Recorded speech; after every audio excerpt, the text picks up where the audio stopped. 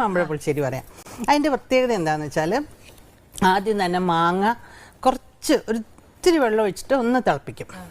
പഴുത്ത മാങ്ങ അങ്ങനെ തൊലി കളഞ്ഞിട്ടിട്ട് ഇച്ചിരി വെള്ളം ഒഴിച്ചിട്ട് ഒന്ന് തിളപ്പിക്കും. ഒന്ന് നന്നായിട്ടൊന്ന് തിളയ്ക്കുമ്പോൾ ഒരു ചെറിയ വേവ് പോലെ അതിനകത്ത് വരും. അതിനകത്തേക്ക് നല്ലപോലെ ശർക്കരപ്പാനി അങ്ങോട്ട് ഒഴിക്കും.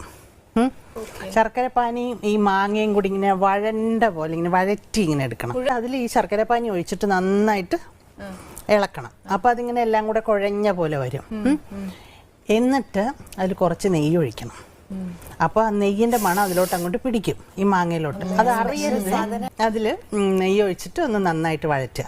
എന്നിട്ട് അതിലേക്ക് വേണം നമ്മൾ കുറച്ച് തേങ്ങ, ഒരു പിടി തേങ്ങ, 4 മാങ്ങയുള്ളെങ്കിൽ ഒരു പിടി തേങ്ങ, കുറച്ച് തൈര്, കുറച്ച് മഞ്ഞൾപ്പൊടി, കുറച്ച് മുളക് പൊടി, ഇത്രയും മാത്രം. ചുമ്മാ ഉള്ളി ഇഞ്ചി ഒന്നും കൊണ്ടിടരുത്. ഇത്രയേ ഉള്ളൂ. കഴിഞ്ഞ കോമ്പിനേഷൻ. ഇത് നന്നായിട്ട് അരയ്ക്കുക. കല്ലിൽ അരയ്ക്കുകയാണെങ്കിൽ നല്ല വെണ്ണ മാതിരി അരച്ചെടുക്കണം. അല്ലാന്ന് വെച്ചാൽ മിക്സിയിൽ അരയ്ക്കുക.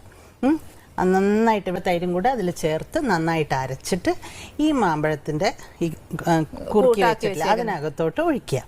എന്നിട്ട് പ്രത്യേകം ശ്രദ്ധിക്കേണ്ടത് കടുക്, മുളക്, ഉലുവ നെയ്യിൽ തന്നെ വറക്കണം. വെളിച്ചെണ്ണയിലൊന്നും വറക്കരുത്. അതാണ് ശരിയായിട്ടുള്ള മാമ്പഴ പുളിശ്ശേരി.